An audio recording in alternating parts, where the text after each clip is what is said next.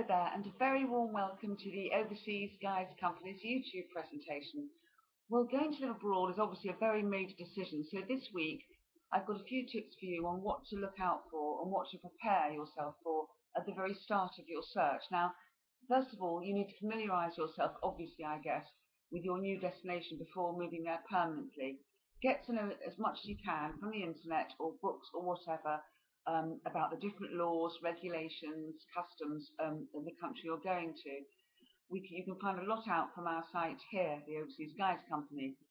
Do budget according to currency fluctuations, and there again we can help you if you speak to one of the chaps at Smart Currency Exchange well in advance of even knowing where you're going to be going. You'll be well served by them and you'll most definitely save money. Now, it's important to understand also the different healthcare systems abroad. Unlike the NHS residence-based system, many countries, certainly in the EU, have a sort of contribution-based system, and you often can affiliate. We can help you with that depending on which country you're going to. But following on from that, be aware of your own needs. For example, as you get older, perhaps you'll need increased medical services. It's important to know that before you set off.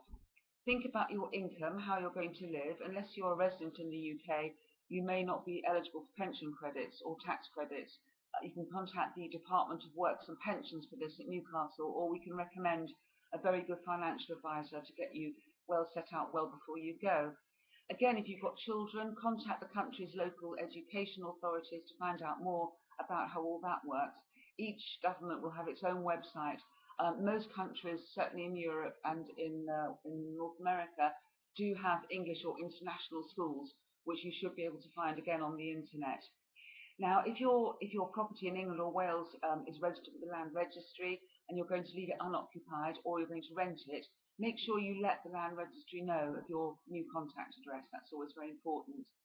If you're buying property abroad, consider everything you can about the laws and customs of the country. And again, following on from that, it's a good idea to engage the services of a British lawyer who's well versed in the laws of the country you're going to. Really does help when it comes to buying property and knowing all the pitfalls of the actual legal obligations that you have. When you go to your new country, or even before you do, try to set up a bank account. You can usually do this before you go. Register with your local authority when you do get there as well. And also with the local embassy, that's always a good idea, so that people know where you are and where you can be contacted. Obviously, make sure your passport is valid, and gather together all your documents, such as birth certificate, marriage certificate, health cards. Take copies of them. It's always useful. In countries such as France, Germany, and even sometimes Spain and Italy, there's quite a lot of bureaucracy, and you'll find that you'll very much will need all your documents to show to various people. Learn the language, that's an obvious one, I guess, but it's quite a good idea to learn at least a smattering of the language of the country you're going to at the beginning. Make a will. Now, if you die intestate abroad, this can cause real difficulties for your heirs. So again, it's important to seek professional legal advice for the country you're going to. Again, we can help you with that. Think about things like traffic regulations as well. It's important to know how you fit in with regards to your British license. You can often keep your British license for quite a long time, but you may want to eventually change to the country that you're going to. Stay in touch as well. It's important to keep your family and friends and also authorities such as HM Revenue and Customs and National Insurance informed of your address. You can keep your vote here as well, but you must make sure your name's on the electoral register. Now, these are just some of the sort of important considerations you need to think about well before you go. As I say, we can help you with so many of these, so do let us know if you want specific help or to be recommended to a professional.